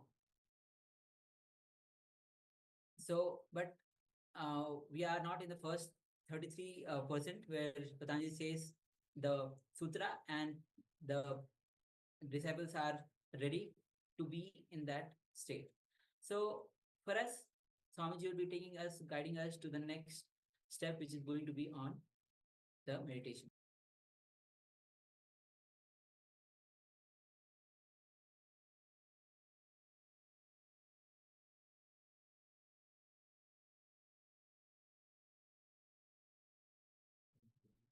All right. So now we'll be moving on to the meditation as guided meditation by Swamiji himself on the mastery over the mind.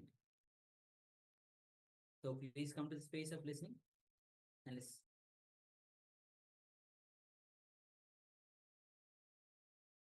Let's enter into the first meditation of Yoga Sutra.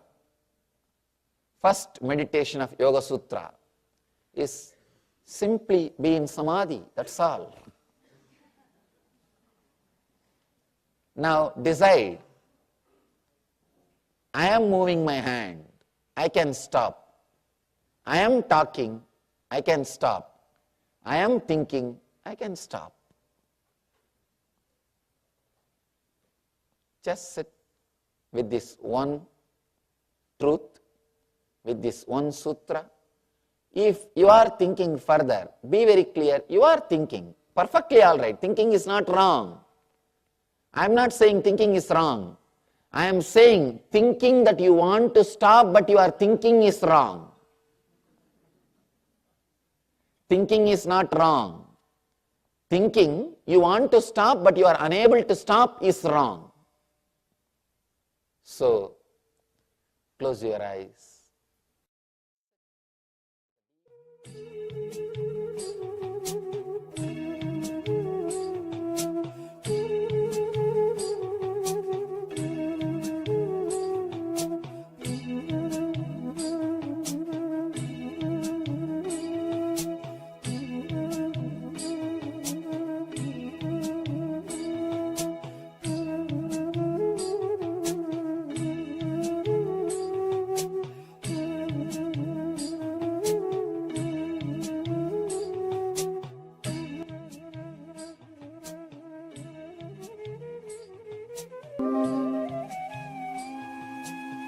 You know, you are thinking, so just relax, stop.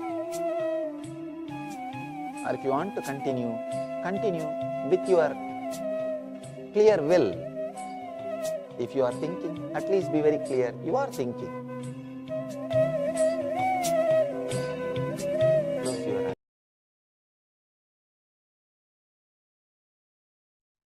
Yes, apologies for the technical glitch. Yes. So we'll be moving into the meditation. So we'll be guiding you through this meditation.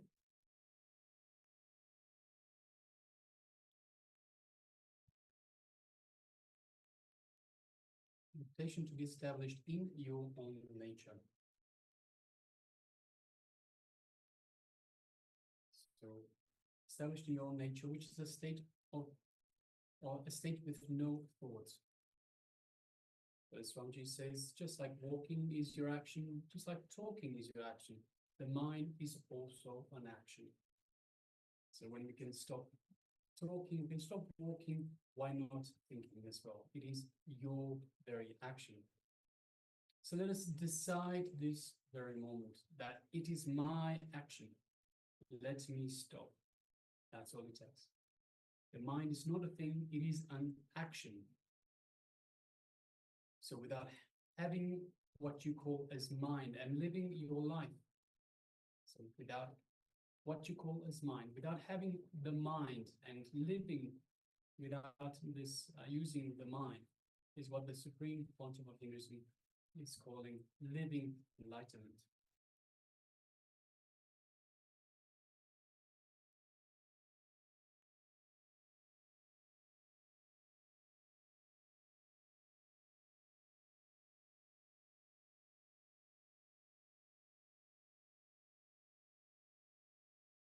So we'll display this slide on the on your monitors, and requesting everyone to please let us contemplate this for a little while. So let's take a few minutes and contemplate being established in your nature, understanding that the mind is an action, and making that conscious decision to stop. Decide when you want to stop, when you want to continue. It is all your decision. Let us now contemplate and make this decision consciously now.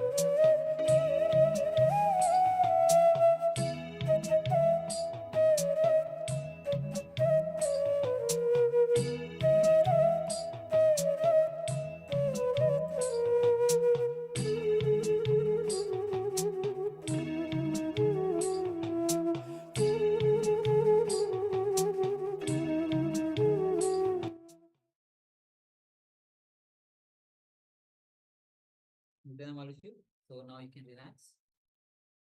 And with this, now we'll be entering into Kriya. Kriya, the 108 Kriya that Swamiji himself has gifted to the whole world is when Swamiji himself has experimented on himself and given as gift to the whole world, the 108 Nitya Kriyas. So now we'll be entering into one of the Kriya called rapid recovery from the illness. So this is a Nitya Kriya to rapidly recover from the illness. So any illness that you have, you can use this Kriya to recover. Not only recover, rapid recover. So please come to the space of listening. And as it's a Kriya, so it will involve the asanas, bandhas, kumbhakas. You need to have a space where you can comfortably perform these Kriya. So make sure that you have space for yourself to perform the Kriya as we enter into this guided Kriya by Swamiji himself.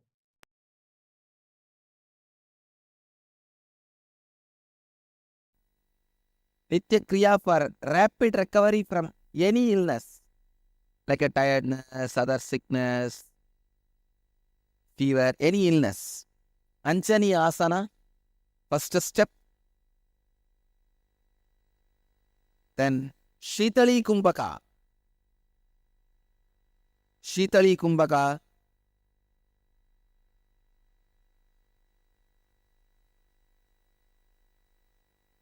Stretch your tongue.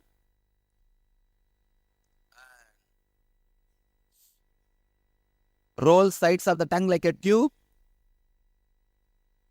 Inhale through the tongue and hold as long as you can. And exhale slowly. Do this 10 times. Not 21, 10 times.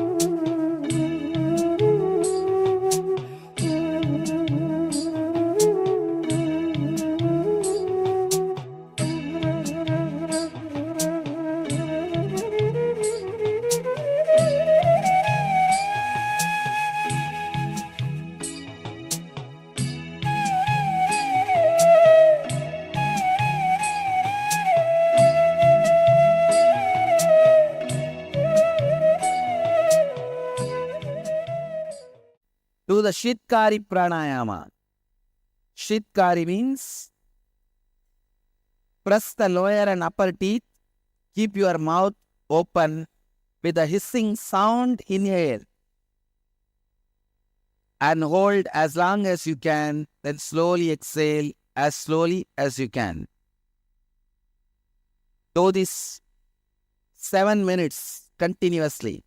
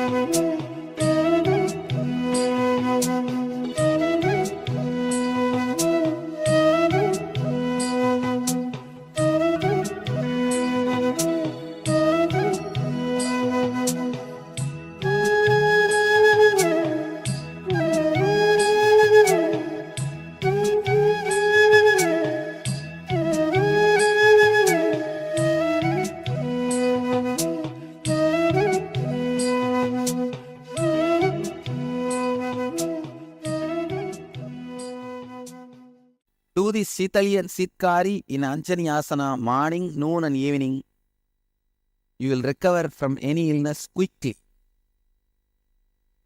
Like fever, cough, cold, headache, regular illnesses. You will recover from it, body pain, from all that very quickly. Let you all achieve, experience, express, radiate and share the eternal bliss. Nithyananda. Thank you.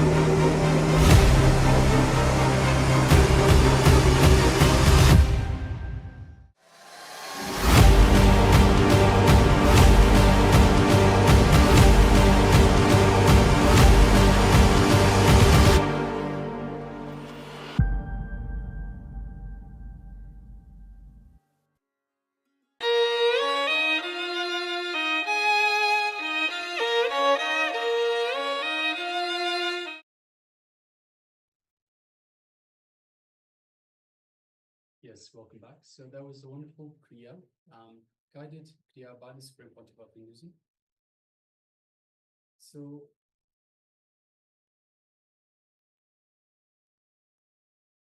let us now move on to the next segment. So we just had a rapid recovery from illnesses. So the Kriya, so all Kriyas are infused with the super consciousness of Swamiji, so of the Supreme Pontiff of Hinduism. So it is important that we perform all of these Kriyas. So when we have the opportunity, there's a set of 108 Kriyas that have been created by the Supreme Pontiff of Hinduism for different ailments, different illnesses, to either cure or care for these illnesses to make sure that we get the best. So he's actually, the Supreme Pontiff of Hinduism has actually tested these, so performed these and tested on himself to make sure that they're the best that we can actually benefit from, the best kriyas that we can have to get the best benefit from these kriyas. So now let us move on to the next segment in our program for today, which is we're going to move on to the power manifestation. Next round of power manifestation. Today we're manifesting the power of remote vision, a very exciting power, as all powers, to be honest. But remote vision is so interactive and it's so uniquely useful. So with the power of the third eye, any information is revealed, be it any place, any space or time. There is access to all information in the universe. That's why Swamiji also called it the cosmic browse center. So it's brow and browse. So you can browse any information, receive, retrieve, manipulate any information in the universe. And even though that sounds too good to be true, it is true. And you can experience it simply by the initiation of Swamiji. So in this round of the power manifestation, we have placed a few objects in front of us. We, the acharyas, are keeping some objects in front of us, and you will scan the objects and let us know what you have been revealed. So we're not going to reveal any of the objects until everyone has scanned, and then we're going to see what all objects have been identified successfully. Yes, so let us all now get ready for this power manifestation. Let's sit comfortably with the head, neck, and spine in a straight line, sitting comfortably on the floor or in a chair. And let us bring our awareness to our Ananda Gandha region, which is our inner space just below the heart center. So the inner space that we've been initiated into by the Supreme Pontiff of Hinduism to connect to him. So let us visualize Swamiji in our inner space, our Ananda Gandha, our favorite murti, our favorite image of Swamiji that we feel most connected to. Let us visualize that in our inner space. Just a mere remembrance of the Master involves Swamiji in our inner space. So connect to Swamiji in your inner space. Feel the love, compassion, infinite grace through this feeling connection that you have to the Master in your inner space.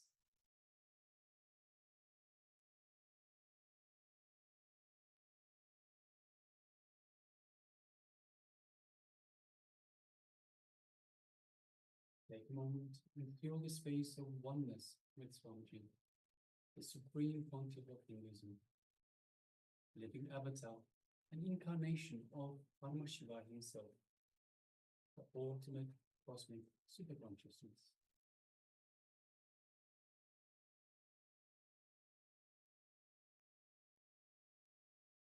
Now, from this space of oneness with Swamiji, let us move our awareness to the third eye, just between the eyebrows. And let us look through our third eye, just gently. Let's gaze through our third eye into Swamiji's third eye. Just gently, don't strain, don't force it, just gently, just the way you would look at a flower. And as you do so, you feel an energetic connection from Swamiji's third eye in the Anya chakra into your third eye, your Anya chakra.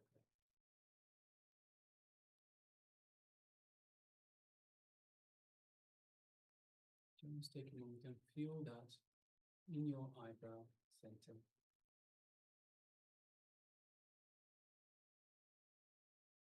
Feel a build-up, a light build-up of energy, a gentle build-up of energy in your third eye.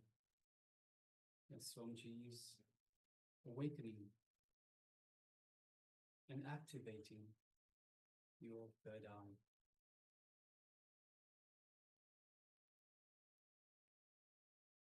Now let us start chanting the Mahavakya to further strengthen this feeling connection that we have to the Master. Om Nithyananda Paramashivoham. Om Nithyananda Paramashivoham. Om Nithyananda Paramashivoham. Let's continue chanting the Mahavakya. And let us now, from this space of oneness with Swamiji, let us start manifesting this power of remote vision, scanning the objects that are in front of the acharyas ourselves. Let us now begin.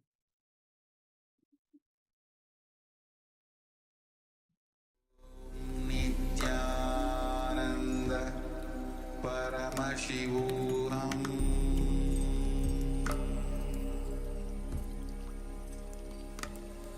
Om Nithyananda Paramashivoham.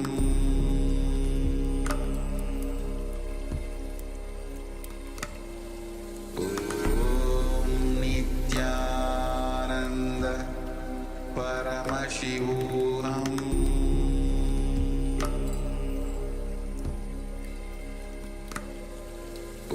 Om Nithyananda Paramashivoham. Om Nithyananda Paramashivoham.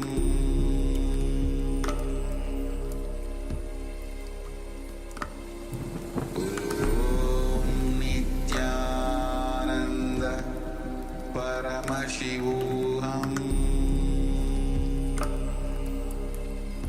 Om Nithyananda Paramashivoham. Om Nithyananda Paramashivoham.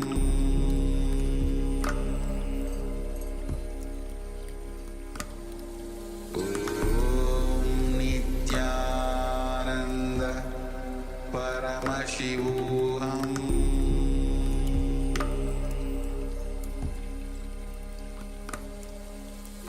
Om Nithyananda Paramashivoham.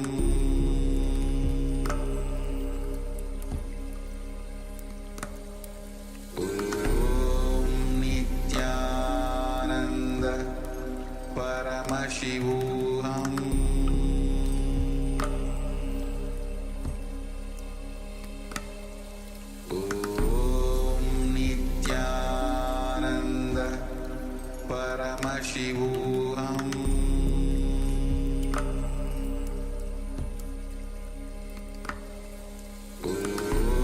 Om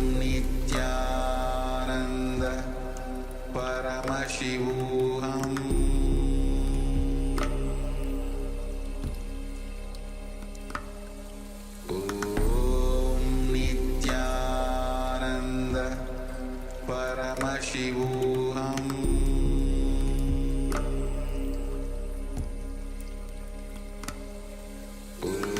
Om Nithyananda Paramashivoham.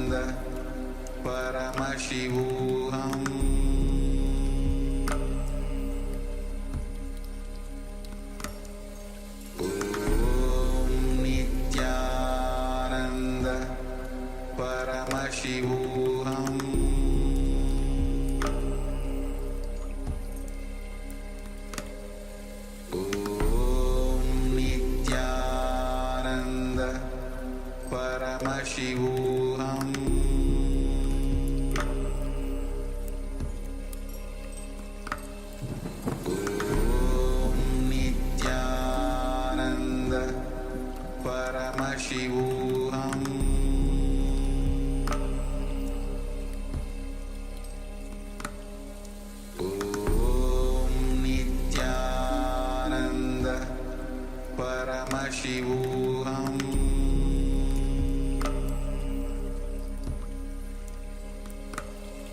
Om Nithyananda Paramashivoham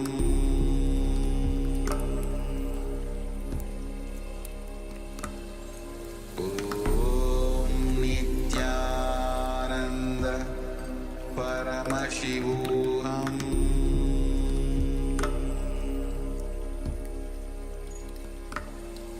Om Nithyananda Paramashivoham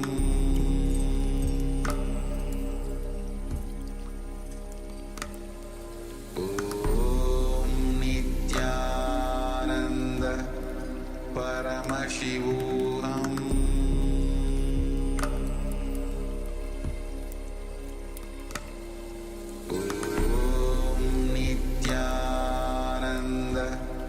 Paramashivoham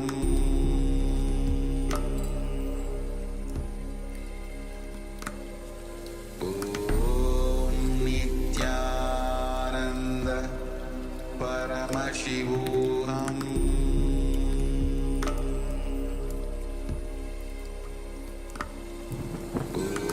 Om Nithyananda Paramashivoham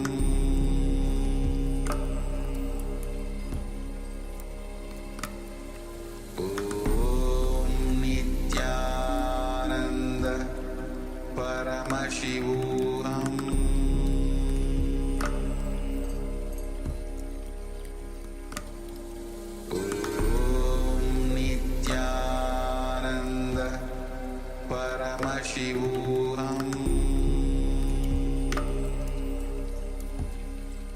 Paramashivoham Om Nithyananda Paramashivoham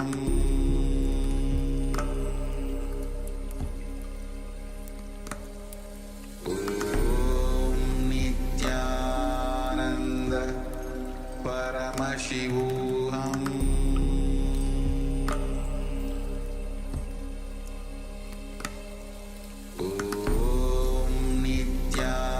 Nithyananda Paramashivoham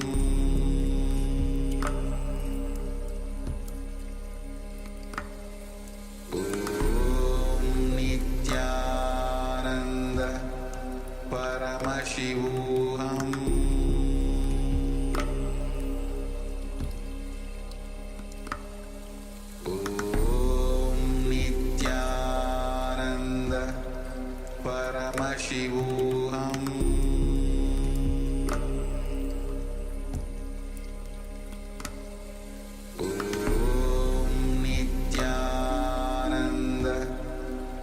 Paramashivoham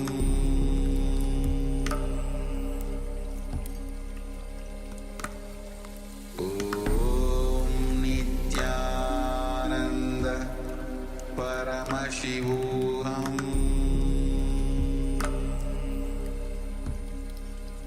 Paramashivoham Om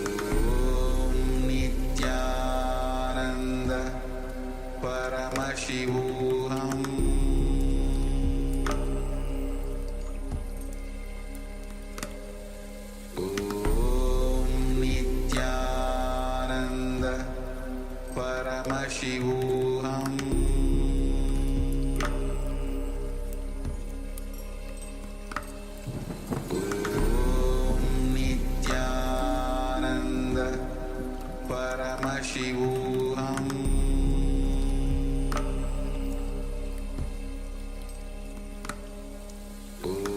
Om Nithyananda Paramashivoham Paramashivoham